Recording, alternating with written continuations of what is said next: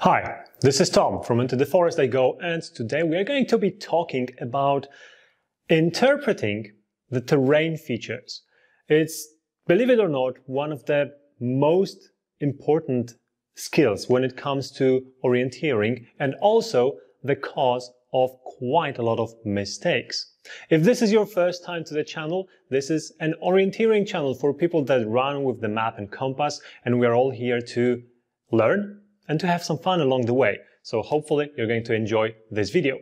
Now, what do I mean by, maybe a little bit more explanation, what do I mean by interpreting the features that we see in the terrain? Well, first of all, it's very closely connected to another thing, which is projecting the things that you see on the map and trying to visualize them in the terrain, right? So this is a little bit of a different skill, but they are very closely connected. But I'm actually not going to be talking about this one really in this video. I'm going to be focusing more on learning how to properly interpret the things that you see in the terrain, or to properly visualize the elements that you see on the map into the terrain, right? So one thing is being able to say, okay, this is a hill, and the other thing is going to be able to say that this is a hill and it's going to have this and that shape and it's going to look exactly like this. Or this is a rock and I can imagine that this rock and this terrain is going to be that big, right? It's a different skill. The first step, an easy one, is to be able to say that this is a feature and this is what I'm looking for. But a more difficult one is to figure out how exactly is this feature going to look like in the terrain. So this second part is the focus of this video. Before we continue with this video, I just want to make a short stop over here and mention that from the beginning of 2023, I'm launching a program during which I will be showing you how to get better at orienteering step by step with detailed explanation of everything. So if this is something that sparks your joy and you want to join the tribe of like-minded people, then check the description of this video, search for Orienteering Academy, and all the details will be hidden under the link available over there. So hopefully many of you will still consider joining, and if money is the problem, then just let me know, we will figure something out. By the way, I will be giving away some free spots for the Orienteering Academy, so if you want to have a chance to get this kind of free ticket, then just comment on this video and you will be included in the poll from which I will pick the lucky winners. And now back to the video. All right, so why are we talking about this topic? Why is the interpretation of the map features so important?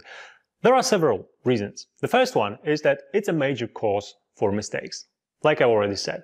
And I'll give you a good example.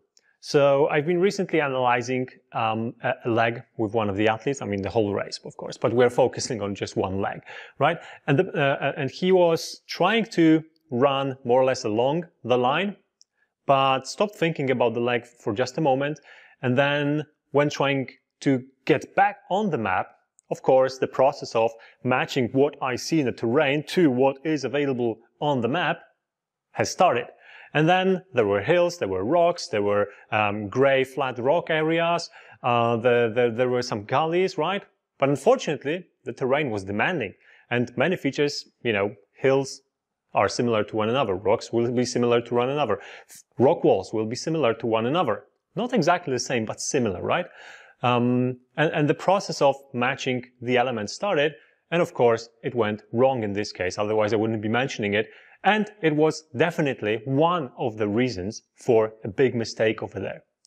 But it will not only push you into mistakes, but unfortunately, the same thing will also make you those mistakes to be bigger. It will make you make bigger mistakes, because what happens then is that, you know, something doesn't match, and if you don't get out of the mistake properly, and sometimes you might do the process properly, it will just fail. It happens sometimes, right? So if you don't do it properly, you will start, and I'm sure this happens to a lot of you, probably all of you really, to redraw the map. So you'll be like, okay, I can see a hill over here, I can see a hill on the map. I kind of feel that it doesn't match exactly, but it matches more or less. And suddenly, in these kind of circumstances, we are no longer happy with, or rather, we're no longer demanding for it to match as we imagine it, but we settle for more or less. We're like, okay, it more or less matches, it's fine. It's fine for now. Let's go and see if I can find all the other features that will be there as expected. And then you go there and they are not there. So you try to think where else you might be. And again, if it's a difficult terrain, it will be hard to get back on the map. Therefore, your mistake will be getting bigger and bigger and bigger. And finally, of course, you will find yourself, but then the minutes are already lost forever and you are not able to get them back anymore, right? So it pushes you into mistakes and it makes you make those mistakes bigger, because instead of minimizing the mistake, you kind of, again, misinterpret the features because you want to get out of the mistake as soon as possible, and you go deeper, deeper, deeper into that rabbit hole. But unfortunately, there is no wonderland on the other side, on the other end of that hole. All right, the next one is, it's one of the reasons for a flat learning curve when it comes to orienteering. So in one of the previous videos, I've mentioned that, in my opinion, learning orienteering to be at a decent level, it takes more or less 2 years of really hard practice. Lots of map races, of course. And the interpretation of the terrain features is one of the reasons you need to spend that much time with the map. Because unfortunately, the elements that you will see in the forest, even though it's easy to say this is a rock, and this is a rock wall, and this is a gully, and this is a ditch, right? It doesn't mean that this is what will be on the map, because of the fact that the map has to be generalized to be readable, right? So you need to be able to learn that, and then you also be able to learn how to distinguish between two very similar objects, right? So a rock wall and the second rock wall, but one is maybe a little bit higher because two contours are getting into it. One is maybe a little bit curved, one is maybe a little bit longer, and so on, right? So you need to be able to distinguish between those features, and to be able to learn that, you, of course, need to spend a significant amount of time in the forest, which I will also be talking about a little bit later. So let's leave it for now. And the last one is that the last reason is that this skill, it's not applied to just one or two elements that you will see on the map, but to almost all of them, right? Think about it. All the contour features, it will be difficult, right? It will be difficult to say, okay, is this gully or this gully, right? This one is a little bit more narrow, this one is maybe a little bit more wide or longer or more flat, right? It takes time to be able to distinguish between that. You find a ditch. Is this ditch on the map? Is it deep enough? You find a rock, my favorite. You find a rock. Is this rock on the map? Is it like, you know, it's this big. Sorry, I'm sitting. It's this big when I'm standing. Is it on the map?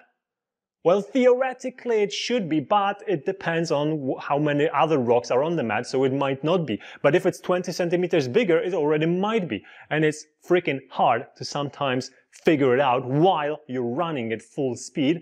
And, you know, also sometimes these stones, for example, from one side, they are a little bit taller than from the other side. You don't know that, right? And it's really hard. It's really hard. The same goes for green elements, of course, right? All the different colors. It's also pretty difficult. But of course, there are some elements where it doesn't apply. So for example, the animal feeder, kind of like, if you find it, it's probably that, right? So there are some elements that don't require this skill, but most of them will. And that's why it's important to talk about this. Before I get into some training options that will help you improve this skill, let's talk a little bit about some general tips, let's call them. The first one I want to mention is that there is a very funny paradox that goes like this. You basically, the better you are at orienteering, you basically have less doubt about yourself. Therefore, when you see a mismatch in a terrain that you're running through, so for example, you expect to see a rock, you look around, you don't see a rock, but you're like, it's probably fine because, you know, I'm checking the compass. I know that I'm running in a good direction, so it's probably good, right? The more self-belief you have in yourself, the harder it is to doubt yourself. But also, if you actually see that there is something wrong in your surrounding, the better you are, the more of a chance that you're right. And that's where the paradox is. So at one side, it's hard to believe that you might be in a wrong place. On the other side, if you feel that there is something wrong, it probably is. Therefore, it's very, very hard to stop yourself at the right moment. But my advice is that if you feel that you are already a pretty advanced runner and you've already been running in different kinds of terrains and you have this sense that allows you to feel that something is off, trust it. More times than less, you will be right. And you will save some precious seconds, possibly even minutes, just slowing down, maybe even stopping, making sure that everything is okay. All right? So trust your instincts. Don't be overconfident in your skills. All right, so that's the first one. The second one is also very, very important.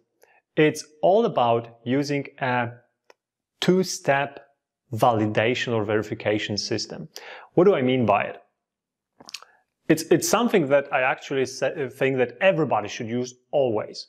And I teach it even to the young kids, and I tell them that whatever you're doing, whatever the lag is, however easy it is, don't navigate by one feature only.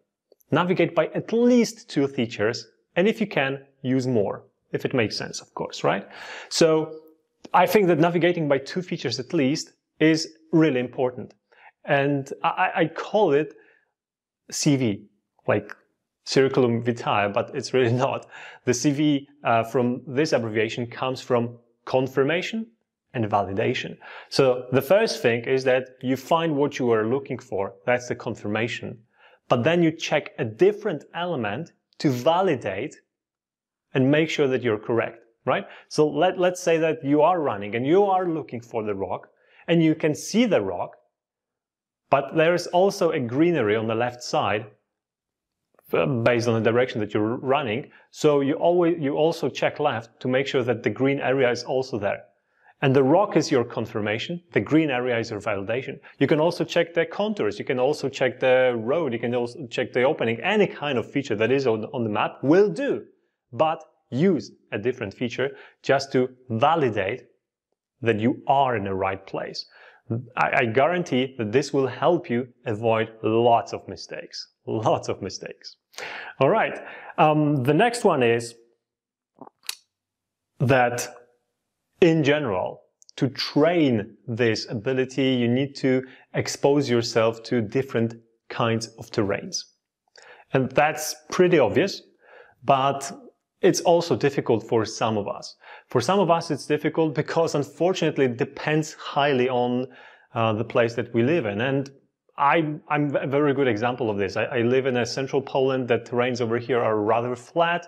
We don't have lots of, well, actually, we have almost no rocky formations. We have just slight hills. Most of the terrains are flat. So it's really hard to train some of the skills that we need in general in orienteering. So, for example, if you take someone from central Poland and you put that person in a Swedish forest, and I've been there, it's freaking difficult. I remember my first race when I was in Sweden to this day, and I will probably remember it to the end of my life. To make things worse, it was a night race, and it was a nightmare. It was definitely a nightmare. I've been running the race that had like 10 kilometers. So, you know, I was in senior class back then, so it was pretty normal for a senior to run that long. But it took me like 4 times longer than I knew it would take me if I would have been in Poland, in a Polish forest. So there is a huge difference, right? And you need to cross this gap. And the only way to cross this gap is to expose yourself to different kinds of terrains, because every terrain is different, and you need to spend some time in the terrain to learn how the features that you see around you look like. And unfortunately, for some people, it will mean lots of additional time that they have to spend, lots of additional money that they will have to spend, and in general, a lot more effort that they have to put into getting better in certain types of the terrain that they normally don't have the possibility to train at. And I personally very, very much appreciate the fact that I can afford to travel and get this exposure and train in different kinds of terrains. But I know that there are also a lot of people that would love to do that, but don't have this possibility. And that is a problem, unfortunately. So if you are in this basket, you will have to think how to mitigate this and how to at least use the time that you have in those different terrains when you maybe go abroad, when you maybe go travel inside your country to different areas, to the fullest, get the most out of it, at least, right? All right, and the last tip I have over here is that you need to see the things for what they are. So not so long ago, I gave you an example of an athlete that made a mistake while running to the control by misinterpreting things. And of course, it all connects. So you have to trust your instincts. You have to be aware that sometimes you might be wrong, and don't match things to the non-reality just because you are in a hurry or just because you feel that you don't have any other ideas. Trust your instincts. Stop, think, make sure, double validate, and then you give yourself at least a chance to avoid those bigger mistakes. So now when you know why it's important and you also know some general tips on how to deal with it, let's actually dig a little bit deeper into how to train this skill, because essentially you will have to train it if you want to get better at this, if this is a problem for you. The first thing, the most important one, like almost with every other skill that comes into play when you want to learn it, is intentions. You need to train with the right intentions. If you go into the forest and you know that this is the terrain that you're not really familiar with, take time to look around carefully and search for different features and see how they look like, and try to remember that this is how they look like. Try to first see the features and then imagine how they will be marked on the map, and then look at the map and check it, right? So do the work intentionally, purposefully, so that you are able to navigate better in that terrain during the next session and the next session and the next session. So for example, when we go through a training camp, the very first, and it's a new terrain, of course, the terrain that I know that lots of people will not be very familiar with, the first training session we have is usually an easy run. And I just tell people, take time while running to look around and make sure that you see the elements and you can distinguish between a stone and a knoll and a small hill, which is never possible somehow in Sweden, I don't know, right? So these are the things that you need to focus on and be intentful about it. The next thing that you can do, and it's a pretty fun and interesting training session, is to set up the course without the flags. You can have poles with SI stations, but don't put flags on them. What this will do is that it will become significantly more difficult to find a control for those people that are navigating with this kind of a plan. Somewhere there. And they just run in the direction and look around very intensely, right? So for them, this kind of a training will suddenly become more difficult. For the people that are navigating by the features, it will not matter too much, right? But it will force those other people to pay more attention to what they are looking for and where is my rock among 10 other rocks that I see, rather than just scanning the terrain looking for the orange flag, right? Of course, you can also modify this and not set up any controls at all. This will basically have a very, very similar effect. But of course, then you won't have any splits from the training. So the choice is yours. Another thing that is really interesting one, and I tend to do it sometimes with the runners that I know have this problem, is to send them into the forest to set up the controls. Because when you have to set the controls up in the forest for other people to run, first of all, it's a little bit of a pressure, right? The experienced runners don't feel it anymore, but the young ones or less experienced one will, because you know that if you set the control in the wrong place, people won't be able to find it, and in general it will be not only a bad training session, but also, you know, everybody will know that even though you had all the time in the world, you were not able to set the control in the right spot. It's a failure, isn't it? Right?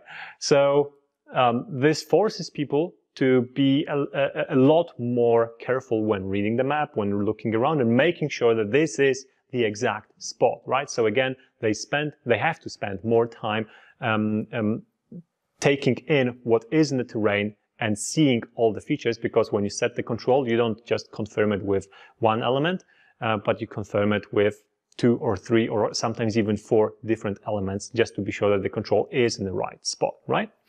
Another one is drawing maps. Drawing maps.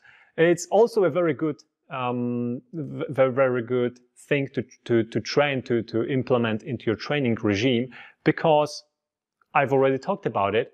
How things look on the map is based on the generalization of the terrain by the map maker, right? So sometimes it's actually good to put yourself in the map maker's shoes and try to draw the map based on what you see in the terrain and see how you do, right?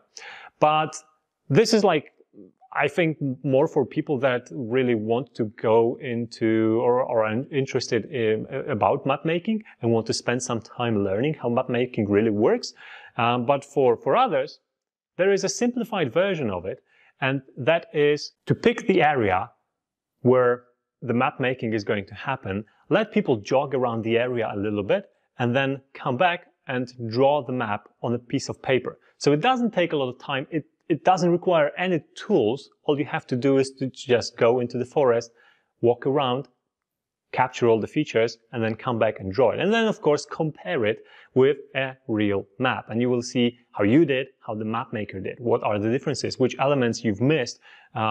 Maybe because you forgot they were there, but maybe because you ignored them and thought that they are not important on this map and shouldn't be put on it, right? So it's an interesting exercise that, again, forces you to pay attention to details and forces you to imagine how the elements that you see in the terrain will look on the map.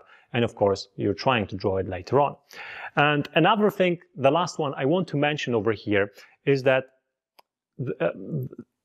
there are other contributing factors that allow you to be better or worse, or make you worse, when it comes to interpreting the features that you see in the terrain.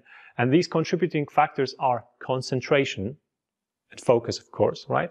So if you lose focus, it's more easy to misinterpret things, right? To be less precise with it.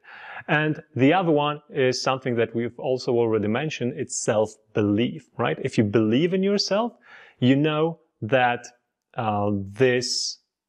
if you have this feeling that something is wrong, you're probably right. And therefore, you're again able to minimize the mistakes faster, better, and of course, have a better end time at the finish line. So, to sum it up, I think that this is a pretty interesting skill to master.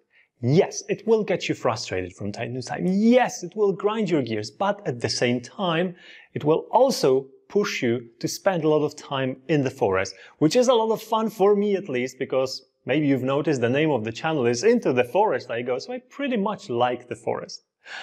Alright, if this has been helpful, give this video a like, consider subscribing, and also let me know in the comment what has been your biggest mistake when it comes to misinterpreting the terrain features. Do you remember one? I wonder. Share it with everyone. We all have one. More than one. Probably quite a lot of them. Alright, take care. See you in the next video.